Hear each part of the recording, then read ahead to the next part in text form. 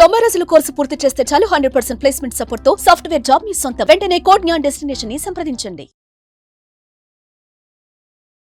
నమస్తే, welcome to Suman TV. Exams times చాలా చాలా చాలా దగ్గరలో ఉంది. ఆ మ్యాచ్ కి లాస్ట్ ఓవర్ అనుకోవచ్చు. అంత టెన్షన్ లో పేరెంట్స్ అండ్ స్టూడెంట్స్. సో ఎలా కోపప్ చేసుకోవచ్చు అండ్ ఒక రిలాక్స్డ్ మోడ్ మనం క్రియేట్ చేసి ఎగ్జామ్స్ ని పీస్ఫుల్ గా చాలా పర్ఫెక్ట్ గా ఎలా తీర్చిదిద్దచ్చు తెలుసుకోబోతున్నాము వంశీ గారితో. నమస్తే వంశీ కృష్ణ గారు. నమస్తే madam. Emotional weakness in students అంటే చిన్నపిల్లలు ఇప్పటికీ చాలా వరకు చూస్తూ ఉంటాము. అన్ని సౌకర్యాలు ఉంటాయి. సో పేరెంట్స్ చాలా చక్కగా చూసుకుంటారు. తర్వాత అన్ని అంటే ఆ బేసిక్ నీడ్సే కాకుండా వాళ్ళకు ఫుల్ ఫ్లెడ్జ్గా ఆ మిడిల్ క్లాస్ కావచ్చు, అబవ్ మిడిల్ క్లాస్ కావచ్చు, అండ్ తర్వాత ఏదైనా కావచ్చు. అంటే సౌకర్యాలు అనేది చాలా చాలా మంచిగా ఉంటాయి. కానీ ఒక చిన్న మాట కొరకు ఏదైనా వాళ్ళకి హర్ట్ అయ్యింది అంటే అది తట్టుకోలేరు. సో ఎమోషనల్ గా వీక్ అయిపోతారు. అసలు అది గుర్తించడం ఎలా? ఎందుకంటే ఒక్కసారి ఎమోషనల్ గా వీక్ అవ్వితే వాళ్ళు ఇంటర్నల్ గా సఫర్ అవుతుంటారు, కానీ బయటికి మనం తెలుసుకోలేకపోతాం. అండ్ తర్వాత సూసైడ్ అటెంప్ట్స్ చూస్తూనే ఉన్నాము. చాలా బాధ కలిగిస్తుంది వంశీ సార్. సో ఎలా తెలుసుకోవచ్చు ఆ పిల్లవాడు, ఆ పిల్ల ఎమోషనల్ గా వీక్ ఉంది అని? ఎస్ మేడం, చాలా మంచి క్వశ్చన్ అని చెప్తాను నేను. ఎందుకంటే ఈ మధ్య కాలంలో నేను ఏమైనా ఒక క్యాబ్లో వస్తుంటే ఒక న్యూస్ చూశాను. గురుకుల స్కూల్లో ఇద్దరు పిల్లలు వెంటనే అంటే 1 డే గ్యాప్లోనే ఇద్దరు సూసైడ్ చేసుకున్నారని. అసలు పిల్లలు ఎందుకు ఎమోషనల్గా ఇంత వీక్గా తయారవుతున్నారు? దీని గురించి కొంత అన్న పేరెంట్స్కి నేను అవేర్నెస్ క్రియేట్ చేయాలి అనే ఉద్దేశం మీద ఈ వీడియో చేయడానికి రెడీ అయినాము. ఫస్ట్ వచ్చేసి చూడండి మేడం, ఎమోషనల్గా వీక్నెస్ అనేది ఫస్ట్ పిల్లలకి పేరెంట్స్ నుంచి అలవాటు అయిపోతుంది. అంటే పేరెంట్స్ బాగా ధైర్యవంతులు ఉన్నారనుకోండి, పిల్లలు కూడా ఆటోమేటిక్గా పేరెంట్స్నే రోల్ మోడల్గా తీసుకుంటారు. కాబట్టి పిల్లలు కూడా ఎమోషనల్గా స్ట్రాంగ్ అవ్వడానికి ట్రై చేస్తారు ఒకవేళ పేరెంట్స్ స్ట్రాంగ్ ఉన్నట్లయితే.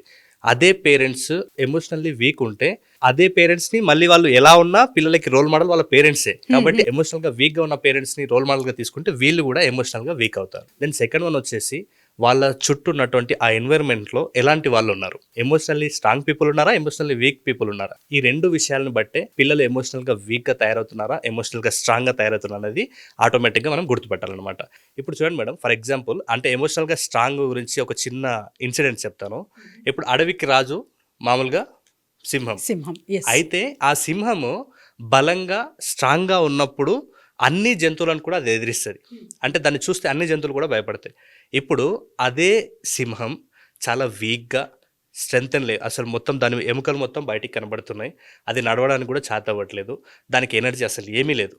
ఇప్పుడు ఈ సింహాన్ని చూస్తే ఎవరైనా అంటే ఆ చుట్టుపక్కల అడవిలో ఉన్న జంతువులు భయపడతాయా, లేకుంటే తిరిగి ఎదురుదాడి చేస్తాయా? ఎదురుదాడి చేస్తాయి. అంతే కదా. అంటే అది ఎప్పుడైతే స్ట్రాంగ్గా ఉందో అప్పుడు అన్నింటినీ కూడా ఎదిరించే సత్తా ఈ సింహానికి ఉందని గుర్తించి అన్ని భయపడినాయి. ఎప్పుడైతే ఇది ఎమోషనల్గా వీక్ అయిందో, అంటే అక్కడ నేను ఆ ఎముకలు తేలినాయి అన్నాను కదా, అంటే అక్కడ వీక్ అయినప్పుడు మిగతా అన్ని కూడా ఈవెన్ ఆ చిన్న చిన్న వేట కుక్కలు కూడా దాని మీద ఎదురుదాడిసి చంపేస్తాయి. అంటే నేను ఏమంటున్నా అంటే ఆ సింహం ఇన్సిడెంట్ మీకు ఎందుకు చెప్పానంటే, మనం అక్కడ సింహంలాగా అంటే ఎమోషనల్గా స్ట్రాంగ్ ఉన్నప్పుడు అన్ని మన కంట్రోల్లో ఉన్నాయన్న ఫీల్ మనకు వస్తుంది. అలాగే మనం ఎమోషనల్గా వీక్ ఉన్నప్పుడు అన్ని మనల్ని అటాక్ చేస్తున్నాయి అన్న ఫీలే మనకు వస్తున్నాయి అనమాట.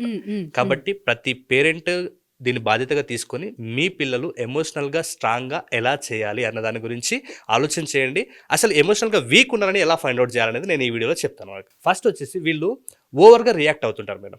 ప్రతి చిన్నదానికి కూడా, చిన్న చిన్న సమస్యల్ని కూడా మనం అంటాం కదా భూతద్దంలో పెట్టి చూస్తారు అంటారు కదా, సేమ్ వీళ్ళు ప్రతి చిన్న ఇన్సిడెంట్ని కూడా ఎక్కువగా రియాక్ట్ అవుతుంటారు. వీళ్ళకి బాధ వచ్చినా కోపం వచ్చినా ఎక్కువగా రియాక్ట్ అవుతుంటారు. ఒక మాట అంటే కూడా దాన్ని పెద్దగా చూస్తారు. ఇలా ఎమోషన్స్ని కంట్రోల్ చేసుకోలేని వాళ్ళే ఇప్పుడు సూసైడ్ చేసుకున్న వాళ్ళు. టీచర్ తిట్టాడనో లేకుంటే టీచర్ ఒక మాట అన్నారనో వీళ్ళు సూసైడ్ చేసుకుంటారు. అంటే ఒక మాట అంటే సూసైడ్ చేసుకోవాలన్నా అంటే వాళ్ళ ఆ సైకాలజీకి ఎలా ఉంటుందంటే ఆ ఎమోషనల్ కండిషన్ అనేది వీక్ ఉంది కాబట్టి అదే వాళ్ళకి చాలా పెద్దది. కాబట్టి ఇప్పుడు మనం కొన్నిసార్లు చూస్తే ఈవెన్ మనకు న్యూస్లోకి వస్తాయి, కర్రీ బాగలేదని భర్త తిడితే భార్య ఆత్మహత్య చేసుకుందని వస్తుంది. కరెక్ట్. అక్కడ మనకు చూస్తే ఇందులో ఏముంది, కర్రీలో ఉప్పు తక్కువ ఉందని చెప్తే సూసైడ్ చేసుకోవాలని అనిపిస్తుంది. కానీ వాళ్ళు ఎమోషనల్గా ఎంత వీక్ ఉన్నారు అన్న దాన్ని బట్టే వాళ్ళు ఆ సూసైడ్ అటెంప్ట్ చేస్తుంటారు. కాబట్టి ఫస్ట్ మీ పిల్లలు ఓవర్గా రియాక్ట్ అవుతుంటారు. ఈ ఓవర్ రియాక్ట్కి సంబంధించి నేను ఒక చిన్న ఇన్సిడెంట్ చెప్తాను చూడండి మేడం. మామూలుగా స్టూడెంట్స్ క్లాస్ రూమ్లో గొడవ పడినారు అనుకోండి. రీసెంట్గా మనం చాలా మంది అబ్జర్వ్ చేస్తాం, చాలా మంది వాట్సాప్ స్టేటస్ కూడా చూసే ఉంటారు మీరు కూడా. ఏదైనా ఒక చిన్న గొడవ జరిగింది అనుకోండి, వీళ్ళు వెళ్ళి డైరెక్ట్ మాట్లాడరు, వాట్సాప్ స్టేటస్లో పెడతారు. అంటే డైరెక్ట్లీ ఇండైరెక్ట్లీ ఏదైతే సిచ్యువేషన్ ఉందో దాన్ని వాట్సాప్ స్టేటస్లో పెడతారు. ఇప్పుడు వాట్సాప్ స్టేటస్లో పెట్టి ఇప్పుడు వాళ్ళు చూసిర్రా చూడలేదా అని వీళ్ళు టైం పాస్ చేస్తుంటారు. అంటే చూసారు నేను పెట్టిన టార్గెట్. మీరు ఒక విషయం అబ్జర్వ్ చేయండి. మీరు వాట్సాప్లో మీ ఎమోషన్ అక్కడ పెడితే ఎవరైతే మిమ్మల్ని హర్ట్ చేసారో వాళ్ళు సాటిస్ఫై అవుతారు. ఓకే 100% సాటిస్ఫైడ్గా నేను వాళ్ళని హర్ట్ చేసినాను. కానీ మీరు అంత ఎమోషనల్గా వీక్ ఉన్నారని ఇండికేట్ ఇస్తున్నట్టు అవతల వాళ్ళకి. అంటే ఈ గేమ్ ఇంట్లో మదర్కో ఫాదర్కో చిన్న చిన్న మిస్టేక్ జరిగితే సారీ చెప్పరు, కానీ ఫ్రెండ్కి ఏమన్నా చిన్న మాట వస్తే చిన్న గొడవ అయితే సారీల మీద సారీలు, వాట్సాప్ స్టేటస్లు, మెసేజ్లు, దీని నుంచి టైం వేస్ట్ చేస్తుంటారు. దీనివల్ల ఏం గ్రేట్నెస్ కాదు. వీలైతే డైరెక్ట్ వెళ్ళి మాట్లాడొచ్చు, లేదనుకుంటే అలాంటి మీరు స్టేటస్లో పెట్టడం ఇట్లాంటివి చేసినప్పుడు మీరు ఎమోషనల్గా ఎంత వీక్ ఉన్నారనేది అర్థమైపోతుంది. కాబట్టి దయచేసి ఈ అలవాటును మానుకోండి. దీనివల్లనే మీరు ఎమోషనల్ బ్యాలెన్స్గా ఉన్నారా లేదా అనేది కూడా అవతల వాళ్ళకి ఈజీగా ఫైండ్ అవుతుంది. సో దీని నుంచి ఏం చేస్తారంటే ఎప్పుడైతే ఎమోషనల్గా వీక్ ఉంటారో వీళ్ళ రిమోట్ అనేది వాళ్ళ చేతిలో ఉండదు, పక్క వాళ్ళకి ఇస్తారు. అంటే వీళ్ళు ప్రతిదానికి రియాక్ట్ అవుతుంటారు. వీళ్ళు ఒక మాట అంటే వాళ్ళు హర్ట్ అయిపోతారు. వీళ్ళు ఒక ఏం చెప్పినా కూడా అవతల వాళ్ళు దాన్ని స్వీకరించే స్టేజ్లో అస్సలే ఉండరు అనమాట. కాబట్టి అంటే వాళ్ళు ఎట్లా చెప్తే వీళ్ళు అట్లా ఆడినట్టు. ఈవెన్ ఎమోషనల్గా వీక్ ఉన్న వాళ్ళు సెల్ఫ్ డిసిషన్స్ కూడా వాళ్ళు తీసుకోలేరు. అంటే వాళ్ళు చేయాల్సిన పనులు కూడా వాళ్ళు వేరే వాళ్ళని అడగాలి. వీళ్ళైతే పేరెంట్స్నో లేకుంటే ఇంకా గైడ్ ఎవరినో అలాంటి వాళ్ళని అడుగుతూ చేయాల్సిన పరిస్థితి వస్తుంది. అంటే సెల్ఫ్ రెస్పెక్ట్ అనేది తగ్గిపోతుంది, సెల్ఫ్గా డిసిషన్స్ కూడా తీసుకోరు. నేను సైకలాజికల్గా వీళ్ళని అబ్జర్వ్ చేసుకున్నట్లయితే ఏ పని చేయాలన్నా ఆసక్తి ఉండదు. అంటే చాలా వీక్గా ఉంటారు. ఈవెన్ ఇప్పుడు సంఘం ఉంది అంటే ఒక సొసైటీలో కలిసి వెళ్ళి ఒక యాక్టివిటీలో పార్టిసిపేట్ చేయాలంటే కూడా వీళ్ళు అనాసక్తి, అంటే అసలు ఆసక్తి లేనట్టుగా ట్రీట్ చేస్తుంటారు. అదే అకాడమిక్లో చూసుకుంటే పిల్లల్ని వీళ్ళకి ఫస్ట్ ఫోకస్, కాన్సన్ట్రేషన్ రెండు ఉండవు. ఎక్కువగా నాకు స్టమక్ ఏక్, నాకు హెడ్ ఏక్ ఇట్లాంటి రీజన్స్ చెప్తుంటారు, క్లాస్ని బంక్ కొట్టేస్తుంటారు. ఎప్పుడైతే ఈ ఎమోషనల్గా వీక్ ఉన్న పిల్లలు ఉంటారో వీళ్ళు ఎగ్జామ్స్ అంటే భయపడడం, ఎక్కువగా టెన్షన్కి గురవ్వడం, యాంగ్జైటీ, డిప్రెషన్ ఇలాంటి వాటిలోకి వెళ్ళి మళ్ళీ తిరిగి ఇంకా దాంట్లోనే వాళ్ళ సమయం మొత్తం వేస్ట్ చేసుకుంటుంటారు. కాబట్టి ప్రతి పేరెంట్ కూడా ఫిజికల్గా చేంజెస్, అంటే వాళ్ళు బయట ఎవరితో ఎలా కలుస్తున్నారు, ఎలా మాట్లాడుతున్నారు, అంటే వాళ్ళు కలిసినప్పుడు యాక్టివ్గానే అందరితో ఎలా ఉండాలో అలాగే ఉన్నారా, లేకుంటే ఎక్కువ సిగ్గుతో లేకుంటే భయంతో ఉన్నారా, దెన్ సైకలాజికల్గా వాళ్ళు యాంగ్జైటీ, డిప్రెషన్ ఇలాంటి వాటితో ఉన్నారా, లేదు హెల్దీగానే ఉంటున్నారా.